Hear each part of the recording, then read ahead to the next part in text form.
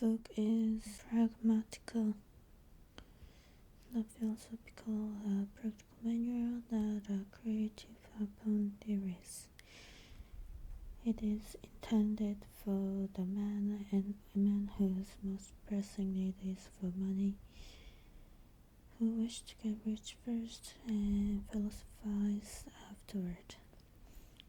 It is for those who have so far found neither the time, the means, nor the opportunity to go deeply into the study of metaphysics, but who want results and who are willing to take the conclusions of science as basic for action without going into all the process by which those conclusions were reached.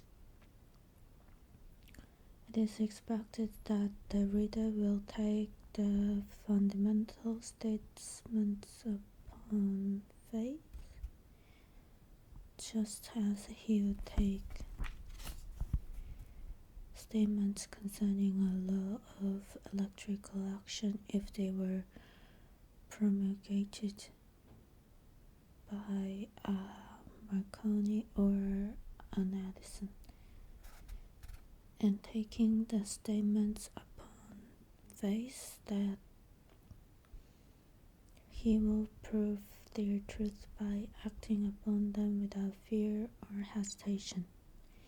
Every man or woman who does this will certainly get rich, for the science herein applied is an exact science, and failure is impossible. For the benefit, however, of those who wish to investigate philosophical theories and so secure logical basics for faith, I will here cite certain authorities.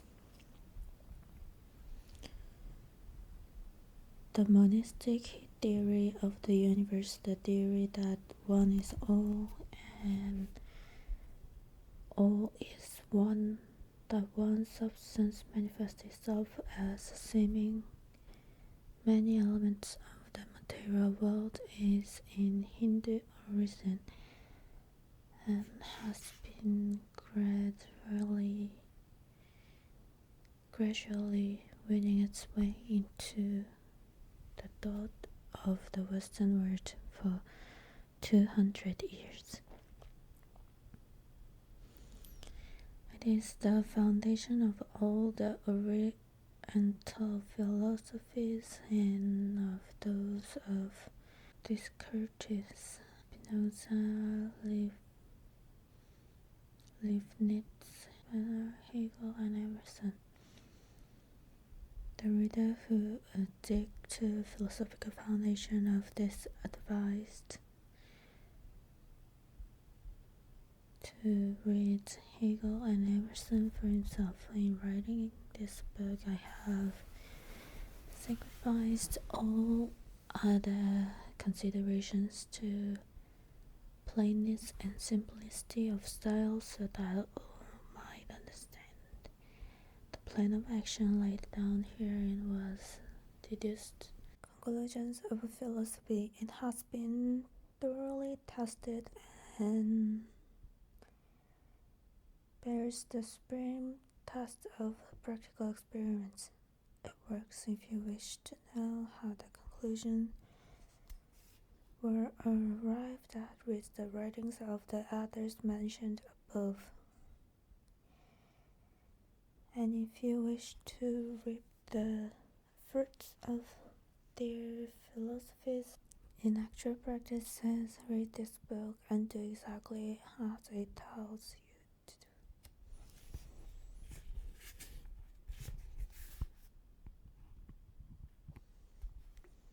Whatever may be said in praise of poverty, the fact remains that it is not possible to live a really complete or successful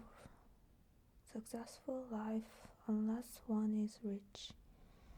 No man can rise to his great with a possible hidden talent or soul development. Unless he has plenty of money for to unfold that soul and to develop talent, he must have many things to use, and he cannot have these things unless he has money to buy them with. A man develops a mind, soul, and body by making use of things, and society is so organized that man must have money in order to become the possessor of things. Therefore, the basis of all advancement for man must be the science of getting rich. The object of all life is development, and everything that lives has an inalienable right to all the development it is capable of attaining. Man's right to life means his right to have the free and unrestricted use of all the things which may be necessary to his fullest mental, spiritual, and physical unfoldment, or, in other words, his right to be rich. In this book, I shall not speak of riches in figurative way. To be really rich does not mean to be satisfied or contented with a little. No man ought to be satisfied with a little if he is capable of using and enjoying more.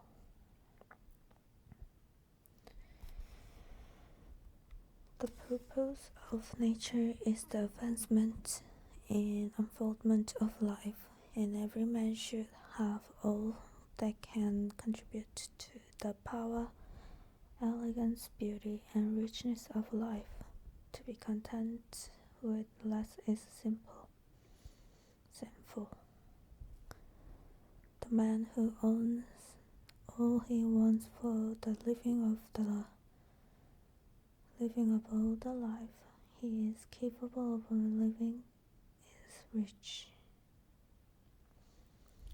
The man who owns all he wants for the living of all the life he is capable of living is rich. And no man who has not plenty of money can have all he wants. Life has advanced so far and become so complex that even the most ordinary man or woman requires a great amount of wealth in order to live in a manner that even approaches completeness.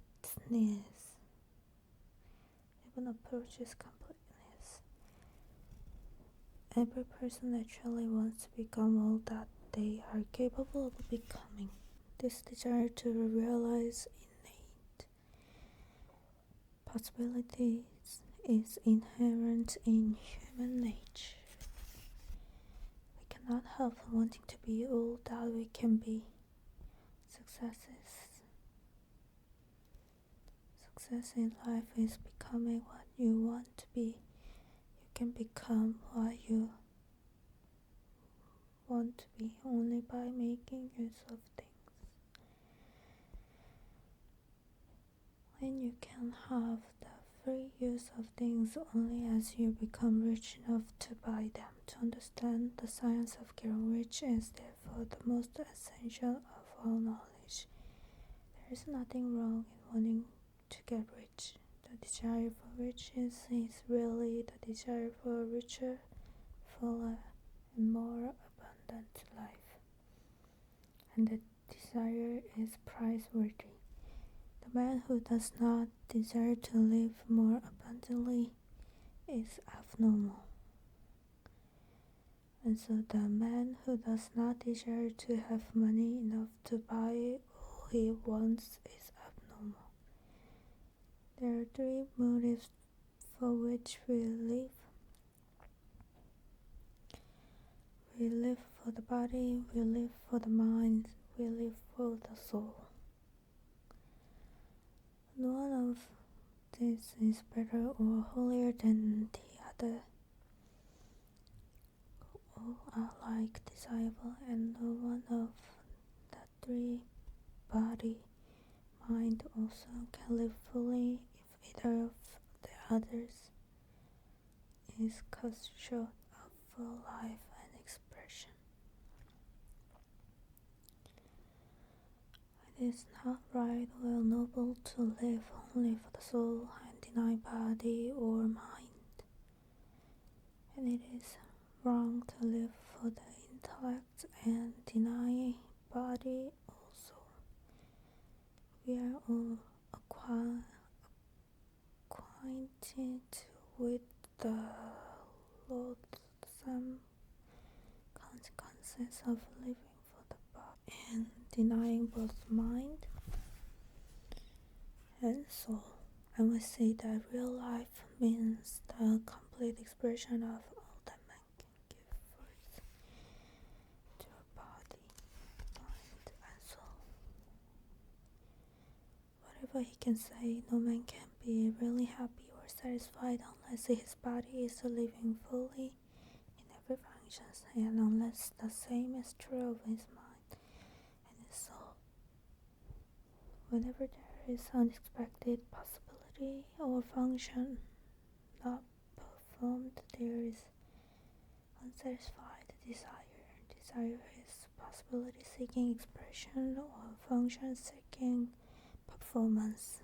Man cannot live fully in body without good food, comfortable clothing, and warm shelter, and without freedom from excessive toil. Rest and recreation are also necessary to his physical life. He cannot live fully in mind without books and time to study them, without opportunity for trouble and observation, or without intellectual companionship.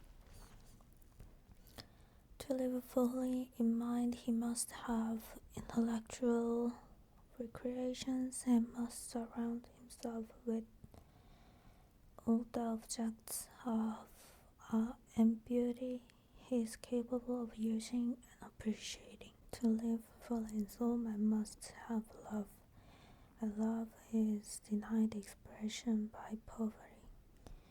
A man's highest happiness is found in the best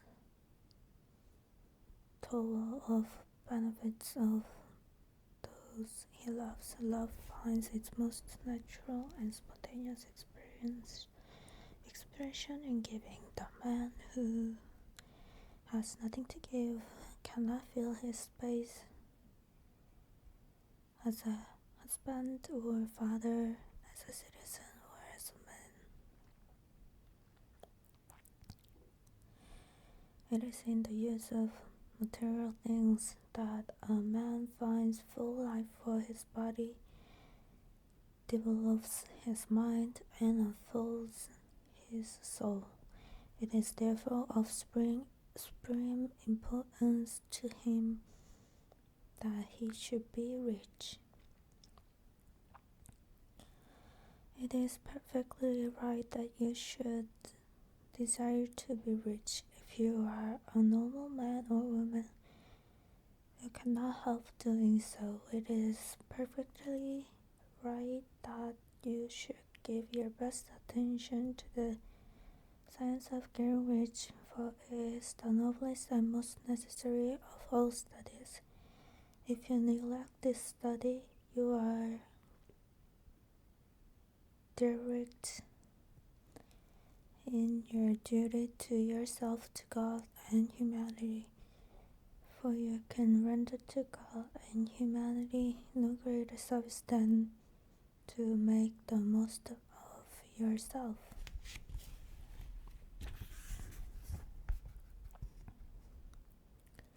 There is a science of getting rich, and it is an exact science like algebra or arithmetic.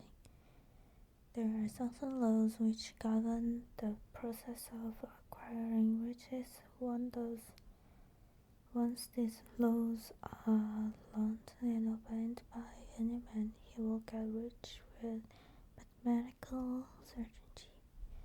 The ownership of money and poverty comes as a result of doing things in a certain way. Those who do things in this certain way, whether on purpose or accidentally, get rich, while those who do not do things in this certain way, no matter how hard they work or how able they are, remain poor.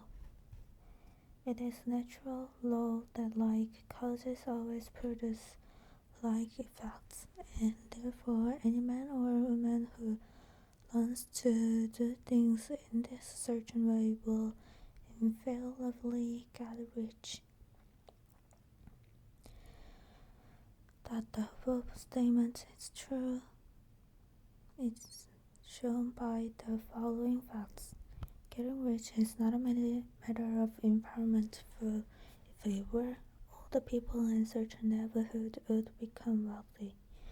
The people of one city would all be rich, while those of other towns would all be poor.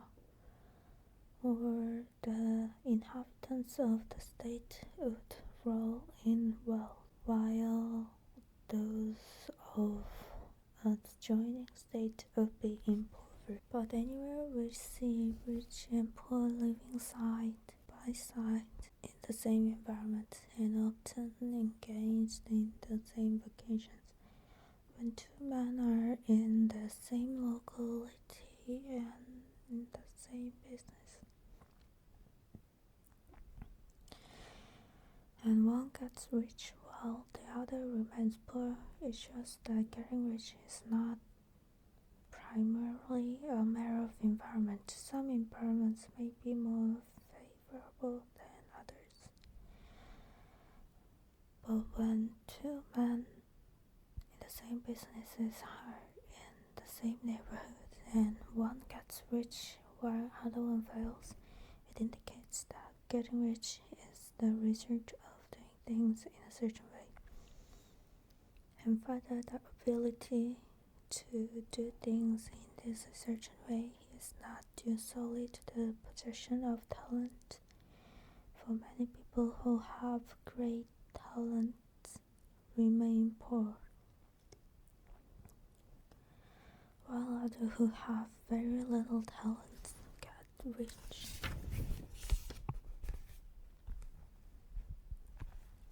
Studying the people who have gotten rich, we find that they are on average right in all respects, having no greater talents and abilities than other men. It is evident that they do not get rich because they possess talents and abilities that other men have not, but because they happen to do things in a certain way. Getting rich is not the result of saving or thrift. Many very rich people are poor, while free spenders often get rich.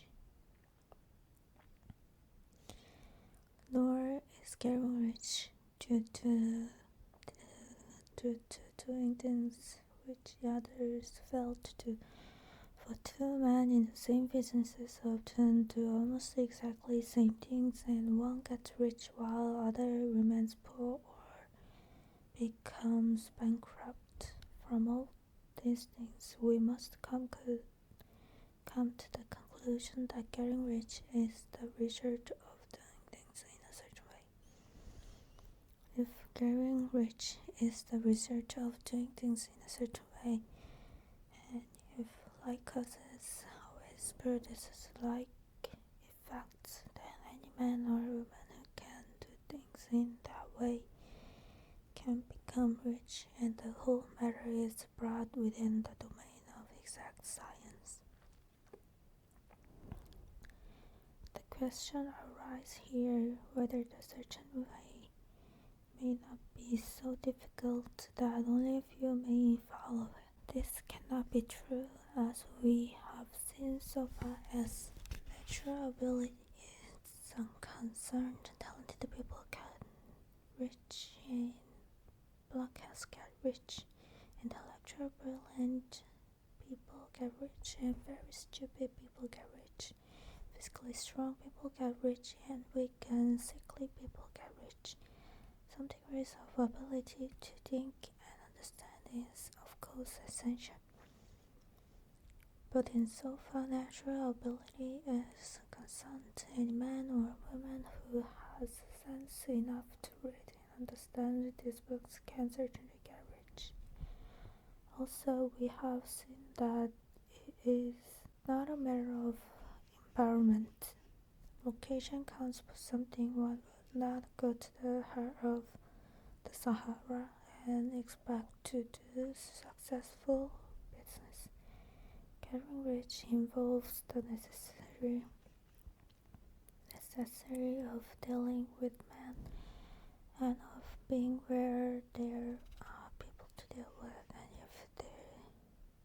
if these people are inclined to deal in the way you want to deal, so much the better. But this is about as far as the environment goes. If anybody else in your town can get rich, so can you. And if everybody else in your state can get rich, so can you. Again, it is not a matter of choosing some particular businesses or profession. People get rich in every business and in every profession, while their next door neighbors in the same vocation remain in poverty.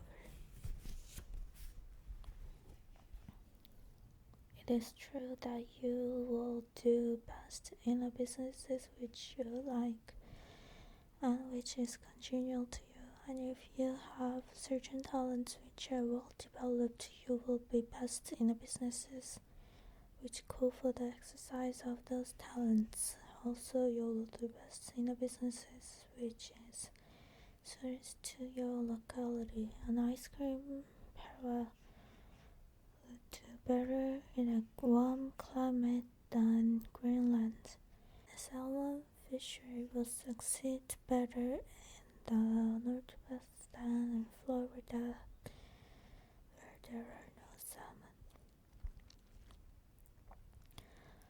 But aside from those general limitations, getting rich is not dependent upon your engaging in some particular businesses, but upon your learning to do things in a certain way. If you are now in businesses and anybody else in your locality is getting rich in the same businesses, while you are not getting rich, it is because you are not doing things in the same way that the other person is doing them. No one is prevented from getting rich by lack of capital. True, as you get capital increases, the increases becomes more easy and rapid, but one who has capital is already rich and does not need to consider how to become so.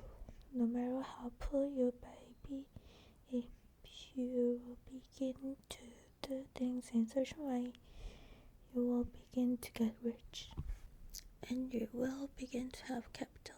The getting of capital is part of the process of getting rich, and it is a part of the research which invariably follows the doing of things in a certain way. You may be the poorest man on the continent and be deeply in debt. You may have neither friends, influences, nor resources. But if you begin to do things in this way, you must invariably begin to get rich, for like causes must produce like effects.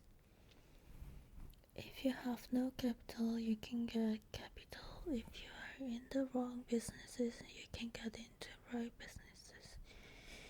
If you are in the wrong location, you can go to the right location. No man is kept poor because opportunity has been taken away from him. because other people have monopolized the wealth and have put a fence around it, you may be shut off from engaging in business in certain lines. But there are other channels open to you. Probably it will be hard for you to get control of any of the great railroad systems. The field is pretty well monopolized, but the electric railway business is still in its infancy and offers plenty of scope for enterprise. And it will be but a very few years until traffic and transportation through the air will become a great industry, and in all its branches will give employment to hundreds of thousands and perhaps to millions of people. Why not turn your attention to the development of aerial transportation instead of competing with J.J. Hill and others for chance in the system railway world? It is quite true that if you are a workman and the employee of the Steel Trust, you have very little chance of becoming the owner of the plants in which you work. But it is also true that if you will commence to act in a certain way, you can soon leave the employee of the Steel Trust. You can buy a farm from 10 to 14 acres and engage in businesses as a producer of foodstuff. There is great opportunity at this time for men who will live upon small tracts of land and cultivate the same intensively. Such men will certainly get rich. You may say that it is impossible for you to get the land, but I am going to prove to you that it is not impossible and that you can certainly get a farm if you will go to work in a certain way. At different periods of the tides of opportunity sets in different directions according to the needs of the whole and the particular stage of social evolution which has been reached. At present in America, it is starting to ward agriculture and the lines, industries and professions. Today, opportunity is open before the factory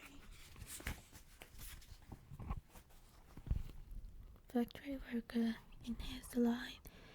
It is open before the businessman who supplies the farmer more than before the one who supplies the factory worker, and before the professional man who waits upon the farmer more than before one who serves the working class.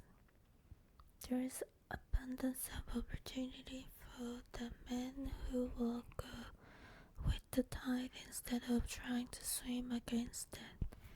So the factory workers, either as individual or as a class, are not deprived of opportunity. The workers are not being kept down by their masters. They are not being grounded by the trusts and combinations of capital. As a class, they are where they are because they do not do things in a certain way. If the workers of America choose to do so, they could follow the example of their brothers in Belgium and other countries and establish great department stores and cooperative industries. They could elect men of their own class to office and pass laws favoring the development of such cooperative industries, and in a few years they could take principal possession of the industrial field. The working class may become the master class whenever they will begin to do things in a certain way. The law of wealth is the same for them as it is for all others. This they must learn, and they will remain where they are as long as they continue to do as they do. The individual worker, however, is not held down by the ignorance or the mental slothfulness of his class. He can follow the tide of opportunity to riches, and this book will tell him how. No one is kept in poverty by shortness in the supply of riches. There is more than enough for all. A palace as large as the Capitol at Washington might be built for every family on earth, from the building material in the United States alone. And under intensive cultivation, this country would produce all cotton, linen, and silk, enough to clothe each person in the world. Finer than Solomon was arrayed in his glory, together with food enough to feed them all luxuriously. The visible supply is practically inexhaustible, and the invisible supply really is inexhaustible. Everything you see on earth is made from one original substance, out of which all things proceed. New forms are constantly being made, and older ones are dissolving, but all are shapes assumed by one thing.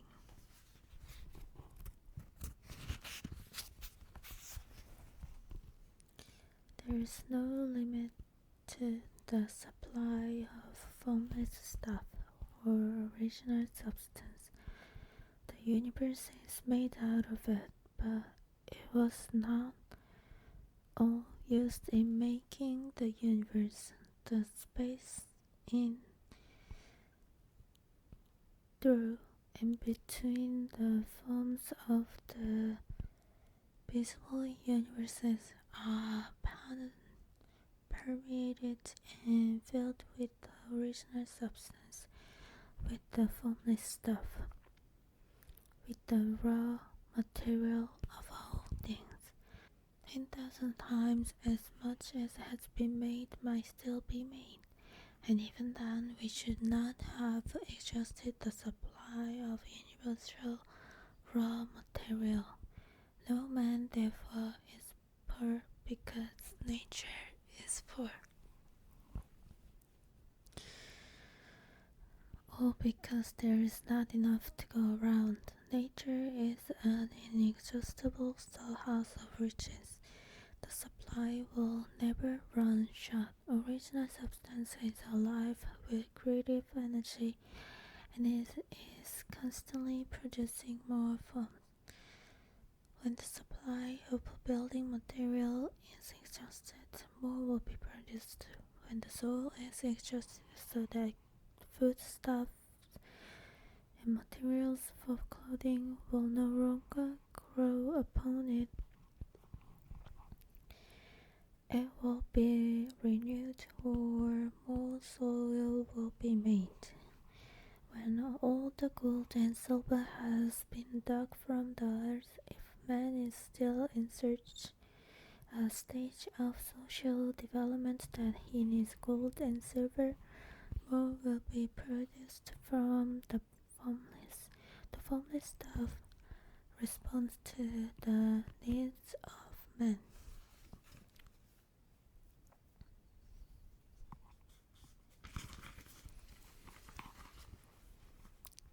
It will not let him be without any good thing. This is true of men collectively. The race as a whole is always abundantly rich, and if individuals are poor, it is because they do not follow the certain way of doing things which makes the individual man rich. The formless stuff is intelligent, it is stuff which thinks, it is alive, and is always impelled toward more life. It is the natural and inherent well, it is natural and inherent impulse of life to seek to live more.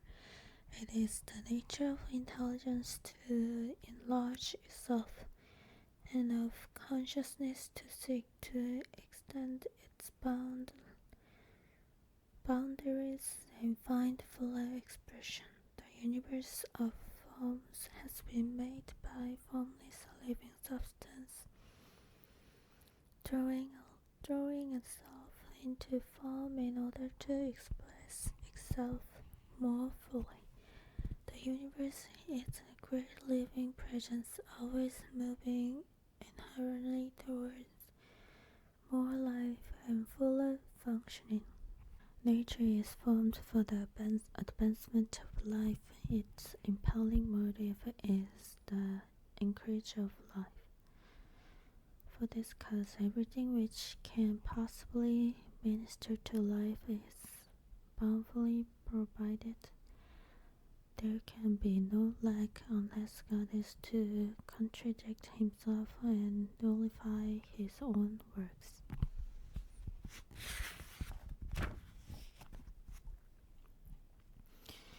You are not kept poor by lack in the supply of riches. It is a fact which I shall demonstrate a little further on, that even the resources of the formless supply are at the command of the man or woman will act and think in a certain way. Thought is the only power which can produce tangible riches from the formless substance. The stuff from which all things are made is a substance which thinks, and the thought of form in this substance produces the form. Original substance moves according to its thoughts. Every form and process you see in nature is the visible expression of a thought in original substance.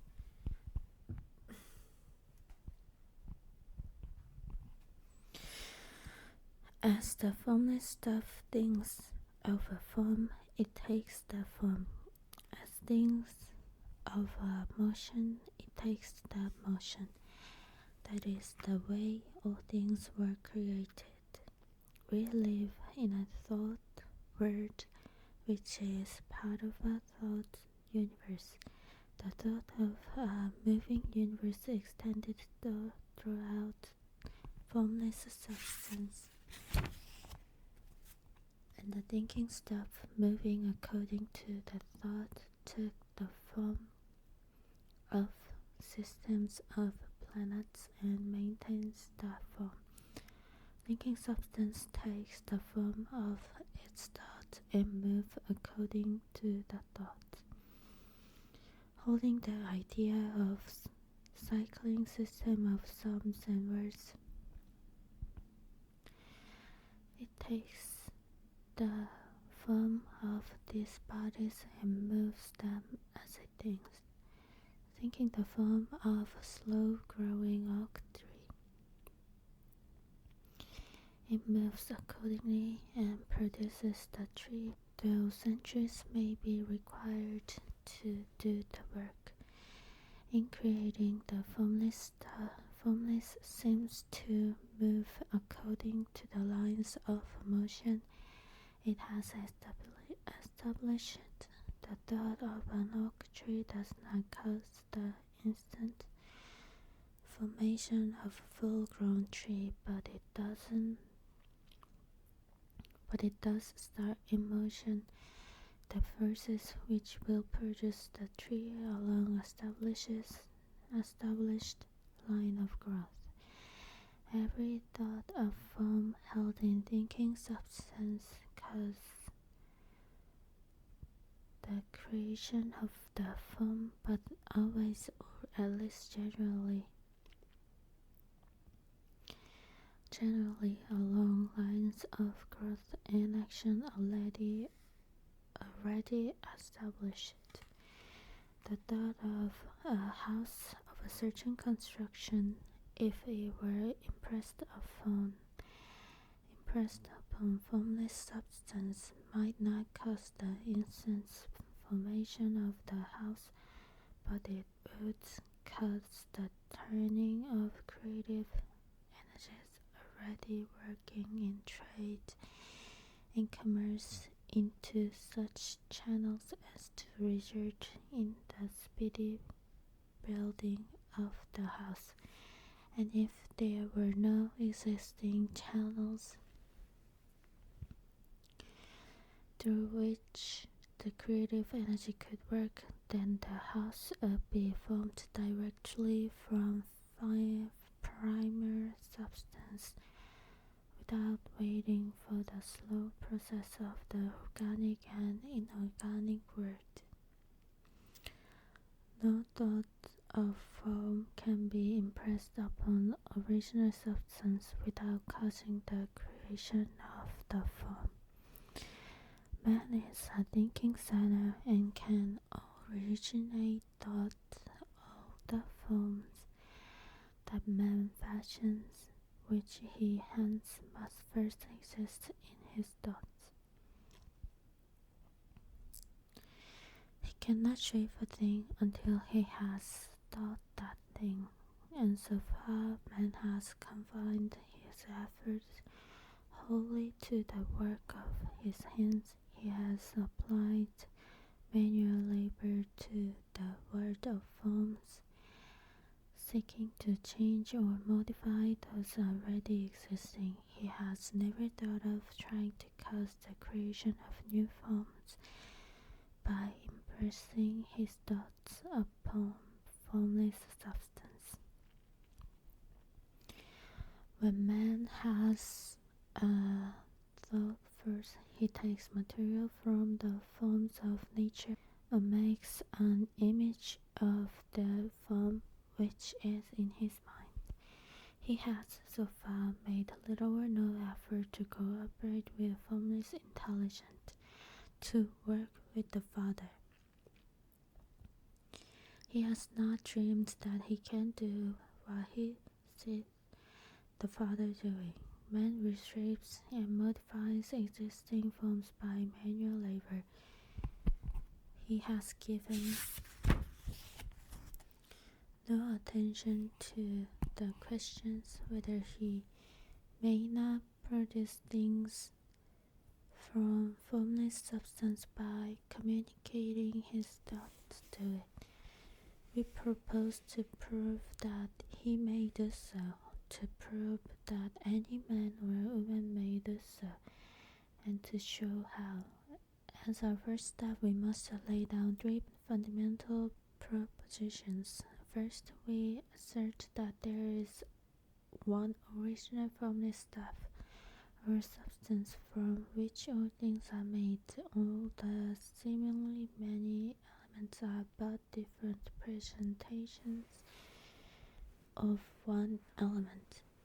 All the many forms found in organic and inorganic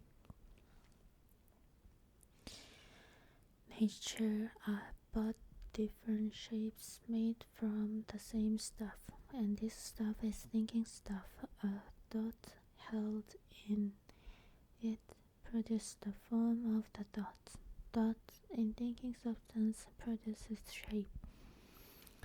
Man is a thinking center capable of original thought. If man can communicate his thought to original thinking substance, he can cause the creation or formation of things he thinks about. To summarize this, there is a thinking stuff from which all things are made, and which in its original state permeates, penetrates, and fills the interspace of the universe. A thought in this substance produces the thing that is imagined by the thought. Man can form things in his thought, and by impressing his thought upon formless substance, can cause the thing he thinks about to be created.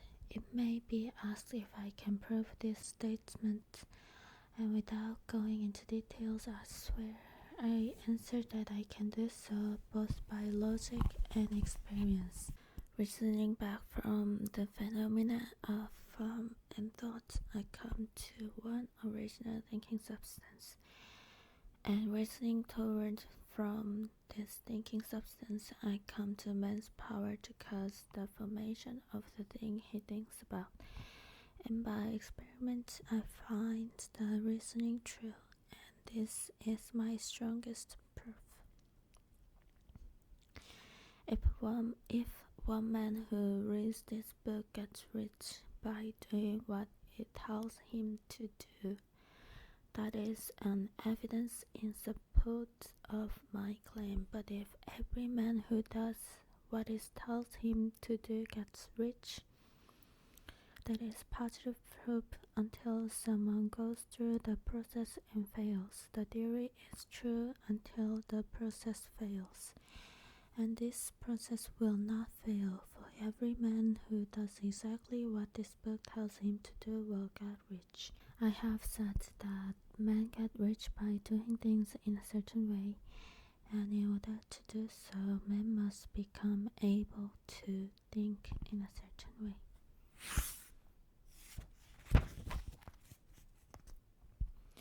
A man's way of doing things is the direct result of the way he thinks about things. To do things in a way you want to do them, you will have to acquire the ability to think the way you want to think. This is the first step towards getting rich. To think what you want to think is to think true, regardless of appearances.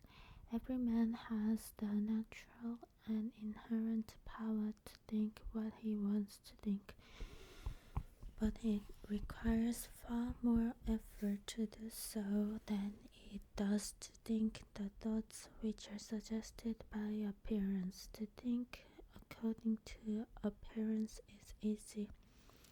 To think truth regardless of appearance is laborious and requires the expenditure of more power than any other work man is called upon to perform. There is no labor from which most people shrink as they do from that of sustained and consecutive thought.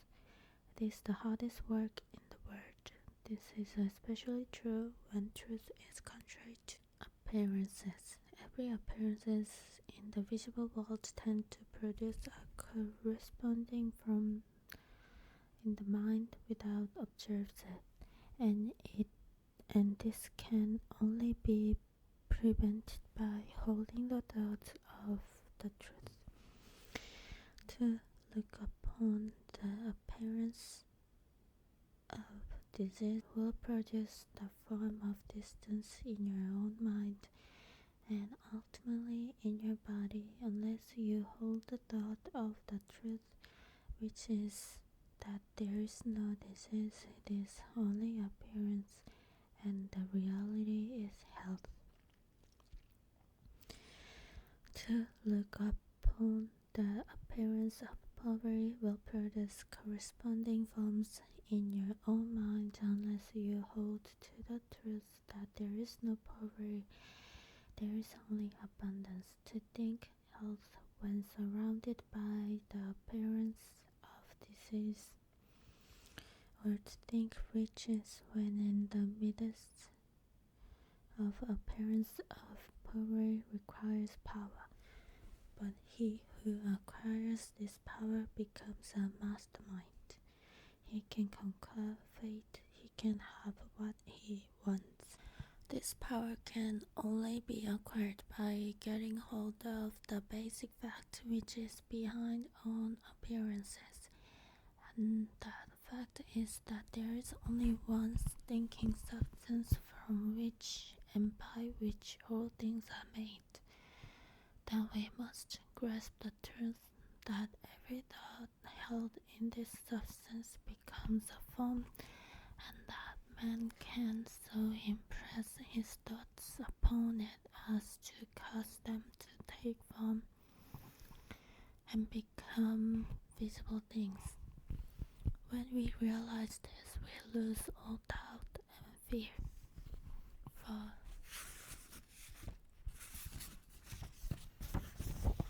For we know that we can create what we want to create, we can get what we want to have, and can become what we want to be. As a first step towards getting rich, you must believe the three fundamental statements given previously in this chapter, and in order to emphasize them, I repeat them here. There is a thinking stuff from which all things are made, in which in its original state pervades, penetrates, and fills the interspace of the universe. A thought in this substance produces the thing that is imagined by the thought. Man can form things in his thoughts, and by impressing his thought upon formless substance, can cause the thing he thinks about to be created. You must lay aside all other concepts of the universe than this monistic one, and you must dwell upon this until it is fixed in your mind and has become your habitual thought. Read these great statements over and over again. Fix every word upon your memory and meditate upon them until you firmly believe what they say. If a doubt comes to you, cast it aside as a sin. Do not listen to arguments against this idea. Do not go to churches or lectures where a contrary concept of things is taught or preached. Do not read magazines or books which teach a different idea. If you get mixed up in your faith, all your effort will be in vain. Do not ask why these things are true, nor speculate as to how they can be true. Simply take them on trust. The science of getting rich begins with the absolute acceptance of this faith. You must get rid of the last vestige of the old idea that there is a deity whose will is that you should be poor, or whose purpose may be served by keeping you in poverty. The intelligent substance which is all and in all, and which lives in all and lives in you, is consciously living substance. Being a consciously living substance, it must have the nature and inherent desire of every living intelligence for increase of life. Every living thing must continually seek for the enlargement of its life, because life in the mere act of living must increase itself. A seed dropped into the ground springs into activity, and in the act of living produces 100 more seeds. Life, by living, multiplies itself. It is forever becoming more. It must do so if it continues to be at all. Intelligence is under this same necessary for continuous increase. Every thought we think makes it necessary for us to think another thought. Consciousness is continually expanding. Every fact we learn leads us to the learning of another fact. Knowledge is continually increasing. Every talent we cultivate brings to the mind the desire to cultivate another talent. We are subject to the urge of life-seeking expression, which ever drives us on to know more, to do more, and to be more. In order to know more, do more, and be more, we must have more. We must have things to use, for we learn and do and become. Only by using things we must get rich, so that we can live more. The desire for rich is simply the capacity for a larger life-seeking fulfillment. Every desire is the effort of an unexpressed possibility to come into action. It is power seeking to manifest which causes desire. That which makes you want more money is the same as that which makes the plant grow. It is life seeking fuller expression. The one living substance must be subject to this inherent law of all life. It is permeated with the desire to live more. That is why it is under the necessity of creating things. The one substance desire to live more in you, hence it wants you to have all the things you can use. It is the desire of God that you should get rich. He wants you to get rich because He can express Himself better through you.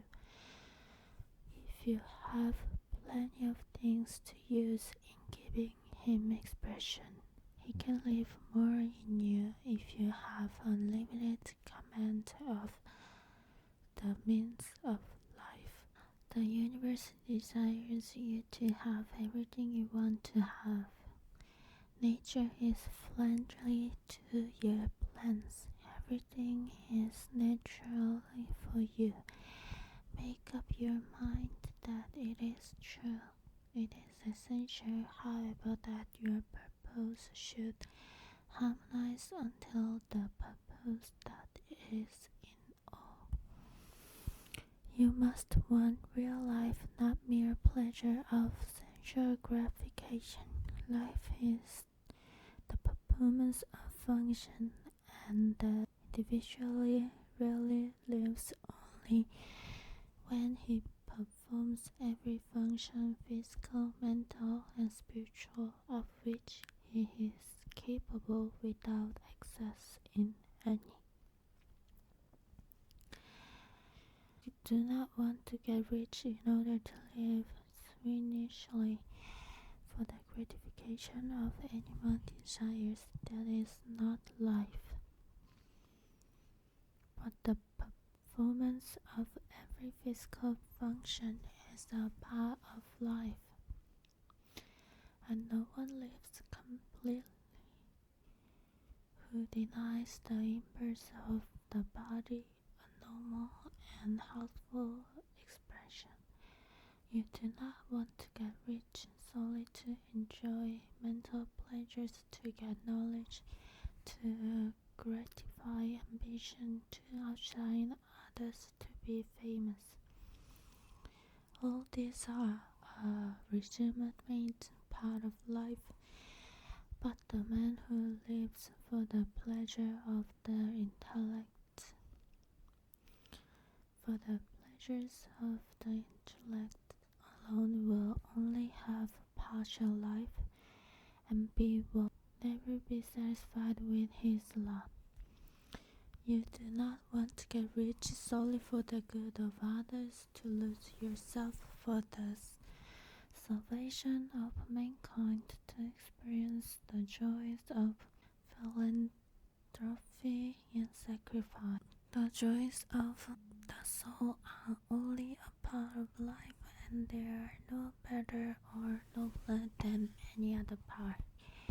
You want to get rich in order that you may eat, drink, and be merry when it is time to do these things, in order that you may surround yourself with beautiful things, see distant lands, feed your mind, and develop your intellect, in order that you may love men and do kind things and be able to play a good part in helping the world to find truth. But remember that extreme altruism is no better and no nobler than extreme selfishness. Both are mistakes. Get rid of the idea that God wants you to sacrifice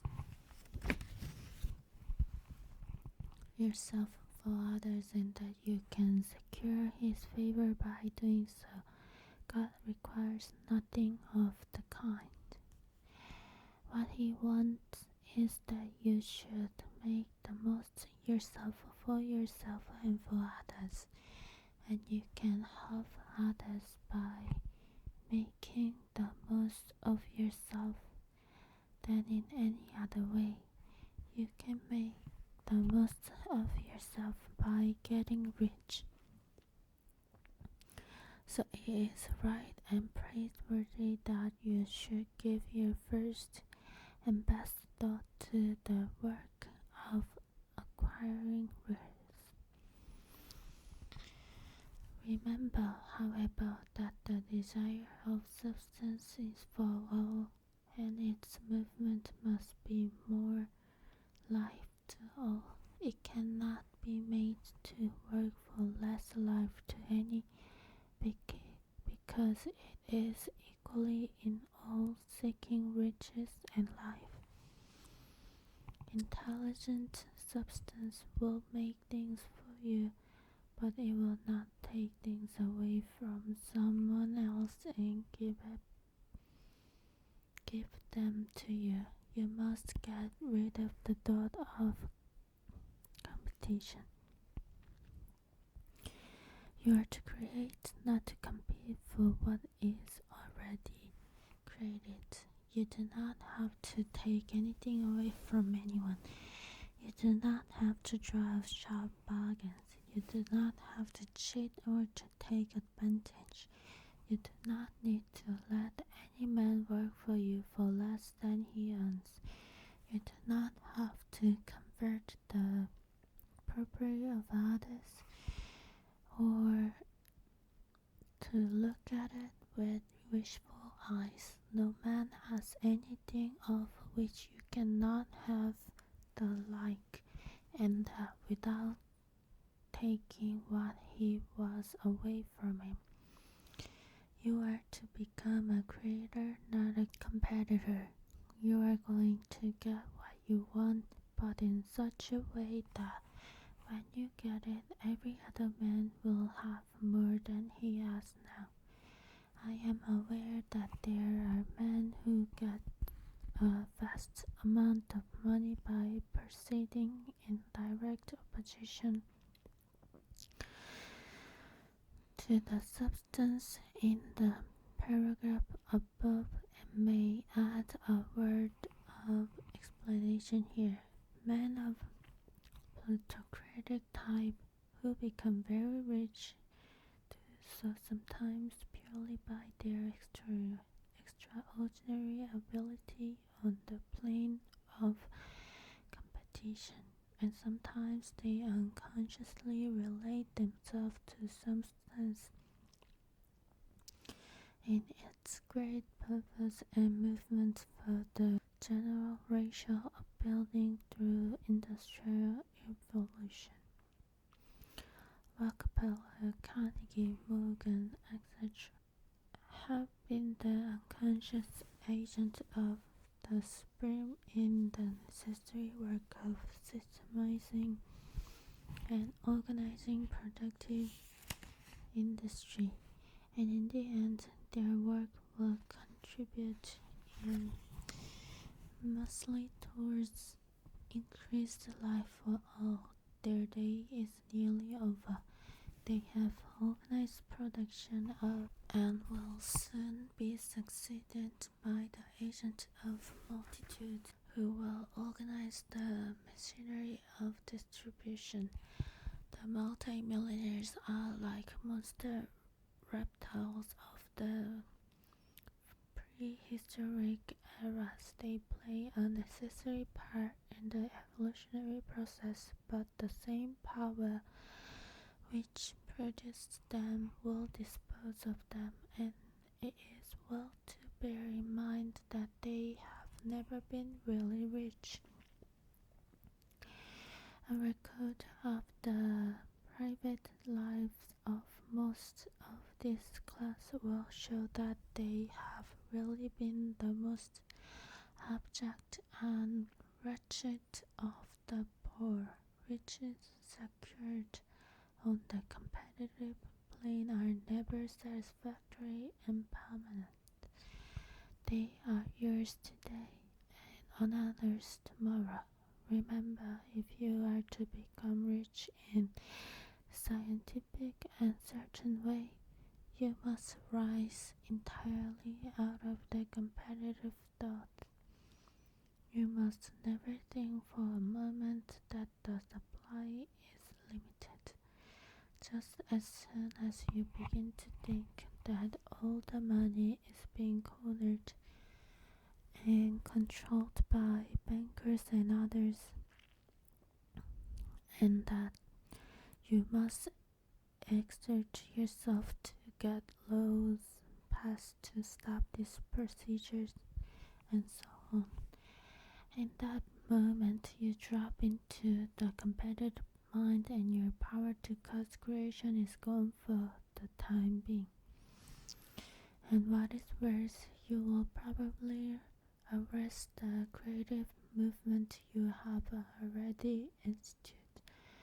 Know that there are countless millions of dollars worth of gold in the mountains of the earth not yet brought to light. And know that if there were not more of it created from thinking substance to supply your needs, know that money you need will come, even if it is necessary for 1,000 men to be led to the discovery of new gold mines tomorrow. Never look at the visible supply. Look always at the limitless riches in formless substance, and know that they are coming to you as fast as you can receive and use them. Nobody, by cornering the visible supply, can prevent you from getting what is yours. So never allow yourself to think for an instant that all the best building spots will be taken before you get ready to build your house. unless you hurry. Never worry about the trust and combines and get anxious for fear they will soon come to own the whole earth. Never get afraid that you will lose what you want because some other person beats you to it. That cannot possibly happen. You are not seeking anything that is possessed by anybody else. You are causing what you want to be created from formless substance, and the supply is without limits. Stick to the formulated substance. There is a thinking stuff from which all things are made, and which, in its original state, permeates, penetrates, and fills the interspace of the nature. A thought in this substance produces the thing that is imagined by the thought. Man can form things in his thoughts, and by impressing his thoughts upon formless substance, can cause the thing he thinks about to be created. When I say that you do not have to drive sharp bargains, I do not mean that you do not have to drive any bargains at all, or that you are above the necessary for having any dealings with your fellow man. I mean that you will not need to deal with them unfairly. You do not have to get something for nothing, but can give to every man more than you take from him. You cannot give every man more in cash market value than you take from him, but you can give him more in use value than the cash value of the thing you take from it. The paper, ink, and other material in this book may not be worth the money you pay for it, but if the ideas suggested by it brings you thousands of dollars, you have not been wronged by those who sold it to you. They have given you great use value for small cash value. Let us suppose that I own a picture by one of the greatest artists, which in any civilized community is worth thousands of dollars. I take it to Baffin Bay and by salesmanship induce and ask him to give a bundle of furs worth $500 for it. I have really wronged him, for he has no use for the picture. It has no use value to him. It will not add to his life. But suppose I give him a gun worth $50 for his furs. Then he has made a good bargain. He has use for the gun. It will get him many more furs and much food. It will add to his life in every way. It will make him rich. When you rise from the competitive to the creative plane, you can scan your business's transactions very strictly. And if you are selling any man anything which does not add more to his life than the thing he gives you in exchange, you can afford to stop it. You do not have to beat anybody in business, and if you are in business which does beat people, get out of it at once. Give every man more in use value than you take from him in cash value, then you are adding to the life of the world by every business transaction. If you have people working for you, you must take them more in cash value than you pay them in wage. But you can so organize your business that it will be filled with principle of advancement, and so that each employee who wishes to do so may advance a little every day. You can make your business do for your employees what this book is doing for you. You can so conduct your business that it will be a sort of ladder by which every employee who will take the trouble may climb to riches himself, and given the opportunity. If he will not do so, it is not your fault.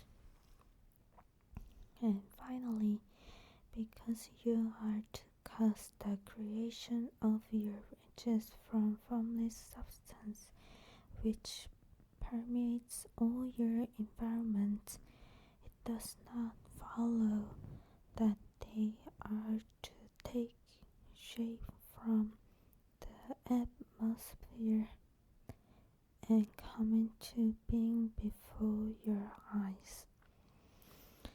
If you want a sewing machine, for instance, I do not mean to tell you that you are to impress the thought of a sewing machine on thinking substance until the machine is formed without hands in the room where you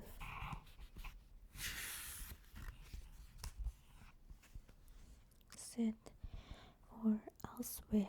But if you want a sewing machine, hold the mental image of it with most positive certainty that it is being made or is on its way to you. After once forming the thought, have the most absolute and unquestioning faith that the sewing machine is coming. Never think of it or speak of it in any other way than its being sure to arrive. Claim it as already yours.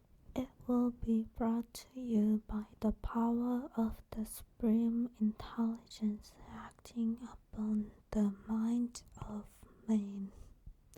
If you live in Maine, it may be that a man will be brought from Texas or Japan to engage in some transaction which will result in your getting what you want.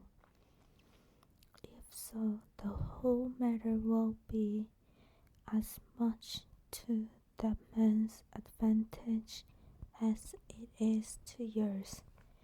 Do not forget for a moment that the thinking substance is through all, in all, communicating with all, and can influence all.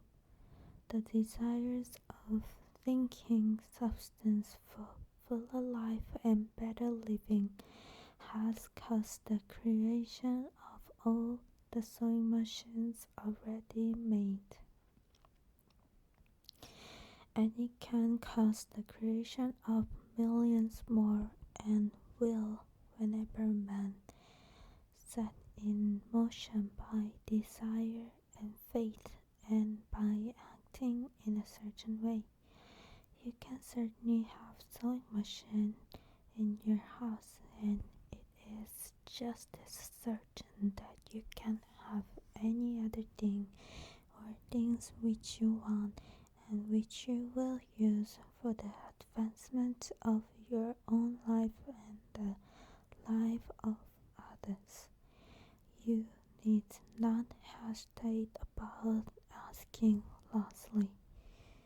It is your Father's pleasure to give you the kingdom, said Jesus. Original substance wants to live all that is possible in you and wants you to have all that you can or will use for the living of the most abundant life.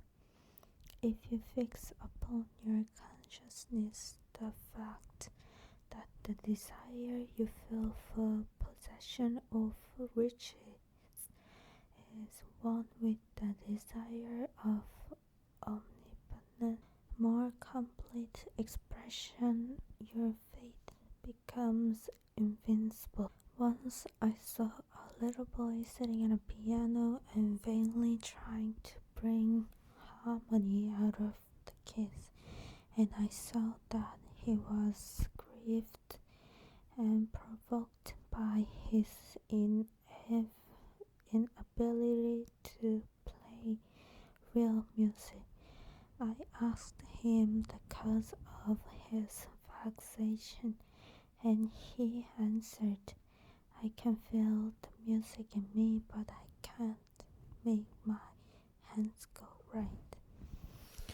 The music in him was the urge of original substance containing all the possibilities of all life.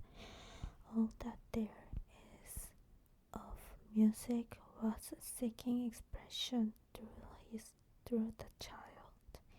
God, the one substance, is trying to live and do and enjoy things through humanity.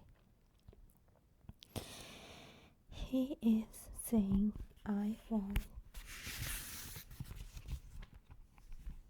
hands to build wonderful structures, to play divine harmonies, to paint glorious pictures. I want feet to run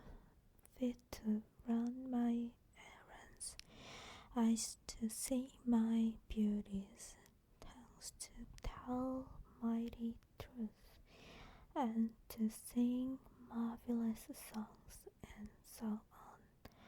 All that there is of possibility is seeking expression through man.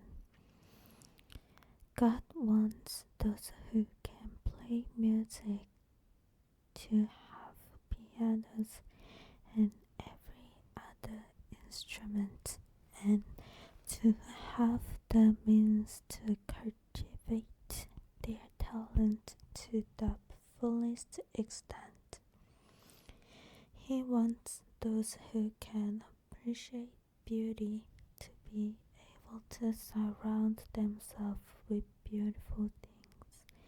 He wants those who can discern truth to have every opportunity to travel and observe. He wants those who can appreciate dress to be beautifully clothed, and those who can appreciate good food to be luxuriously fed. He wants all these things because it is himself that enjoys and appreciates them. It is God who wants to play and sing and enjoy beauty, help and proclaim truth and wear fine clothes and eat good food. It is God that worketh in you to will and to do, said Paul. The desire you feel for riches is the infinite, seeking to express himself in you as he sought to find expression in the little boy at the piano. So you need not hesitate to ask lastly. Your part is to vocalize and express the desire to God. This is a difficult point with most people. They retain something of the goal of the old idea that poverty and self-sacrifice are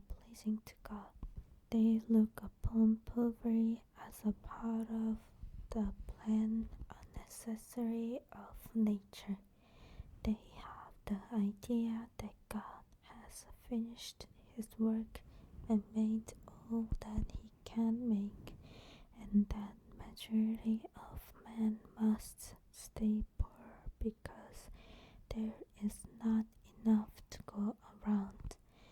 They hold to so much of his erroneous thought that they feel ashamed to ask for wealth. They try not to want more than a very modest competence, just enough to make them fairly comfortable.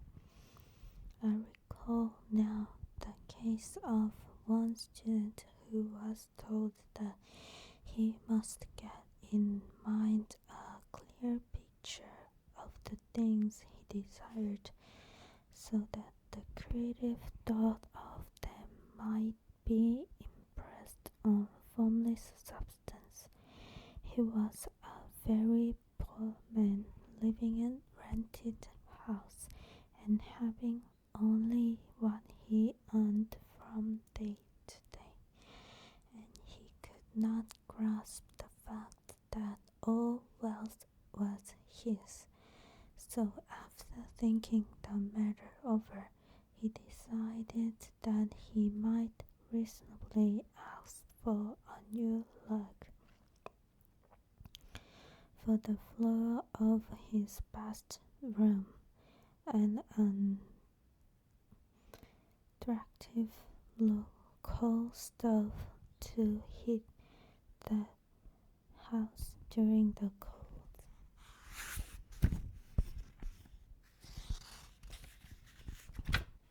Following the instructions given in this book, he obtained these things in a few months, and then it dawned upon him that he had not asked enough. He went through the house in which he lived and planned all the improvement he would like to make in it. He mentally added a bay window here and a room there until it was complete in his mind as his ideal home, and then he planned its furnishings. Holding the whole picture in his mind, he began living in a certain way and moving towards what he wanted, and he owns the house now and is rebuilding it after the form of his mental image. And now, with still lots of faith, he is going on to get greater things. It has been unto him according to his faith, and it is so with you and with all of us. The illustrations given in the last chapter will have conveyed to the reader the fact that the first step toward getting rich is to convey the idea of your wants to the formless substance. That is true, and you will see that in order to do so, it becomes necessary to relate yourself to the formless intelligence in a harmonious way. To secure this harmonious relation is a matter of such primary and vital importance that I shall give some space to its discussion here and give you instructions which, if you will follow them, it will be certain to bring you into perfect unity of mind with God.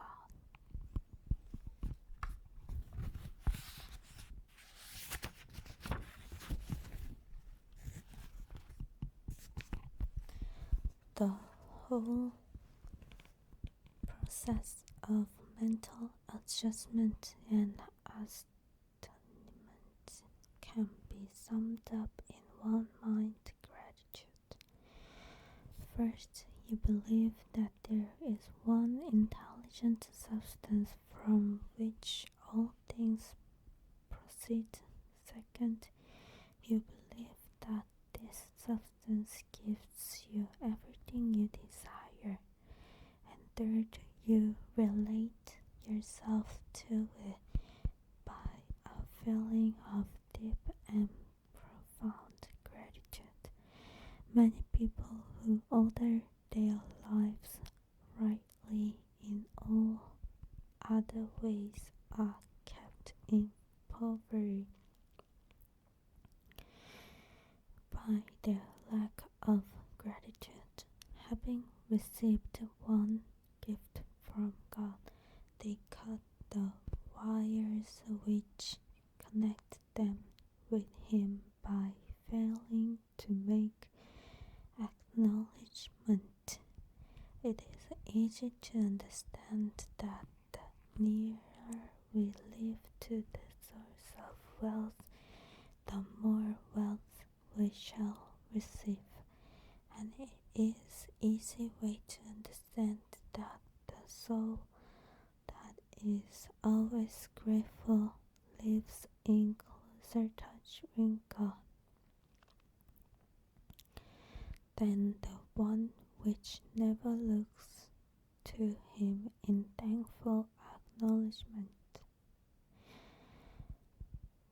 The more gratefully we fix our minds on the Supreme when good things come to us, the more good things we will receive, and the more rapidly they will come. And the reason simply is that the mental attitude of gratitude draws the mind into closer touch with the source from which the blessings come. If it is a new way, if it is a new thought to you, that gratitude brings your whole mind into closer harmony with the creative energies of the universe. Consider it well, and you will see that it is true. The good things you already have come to you along the line of obedience to certain laws. Gratitude will lead your mind out along the ways by which things come, and it will keep you in close harmony with creative thought and prevent you from falling into competitive thought.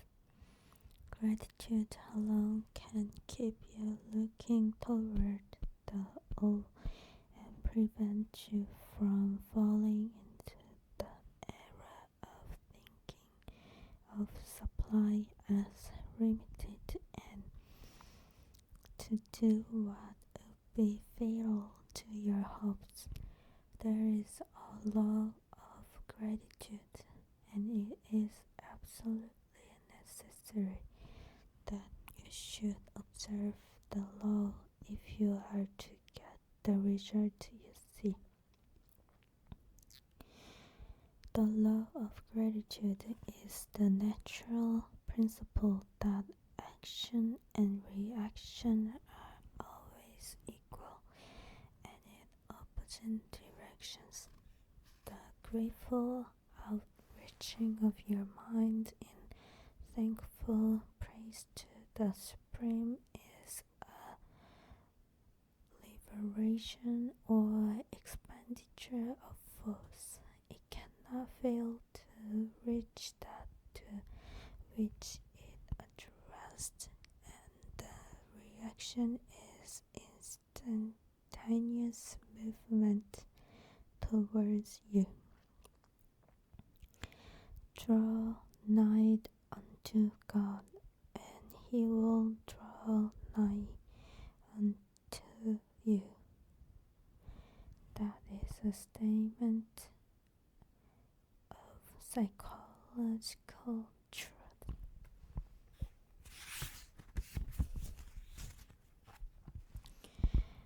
And if your gratitude is strong and constant, the reaction in formless substance will be strong and continuous.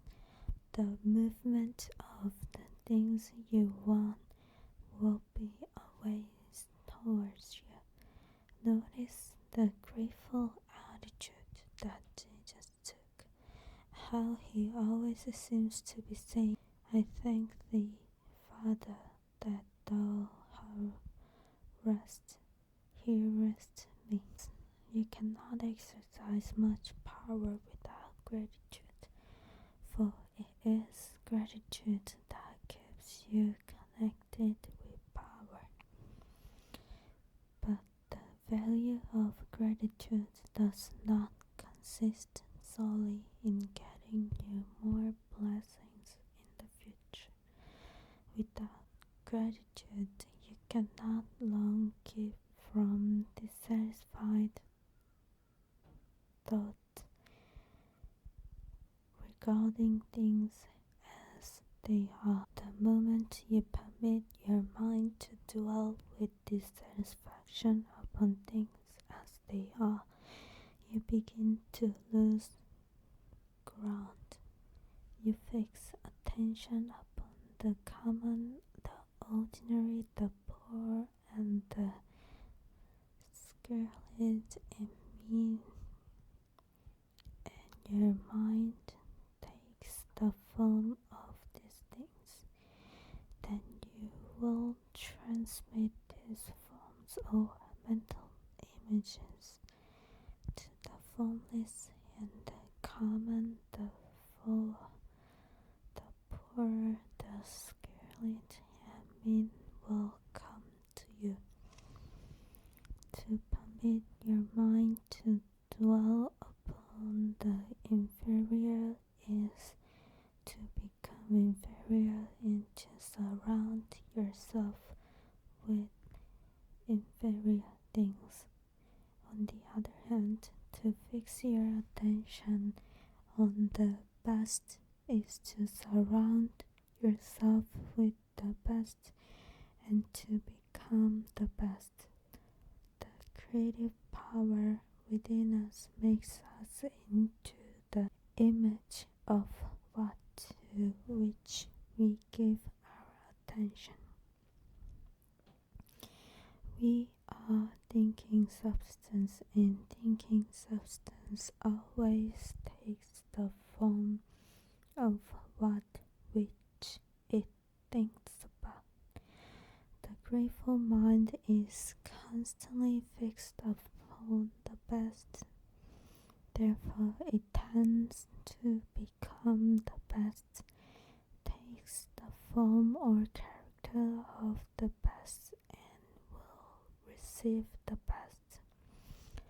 Also, faith is born of gratitude. The grateful mind continually expects good things. The expectation becomes faith. The reaction of gratitude upon one's own mind produces faith.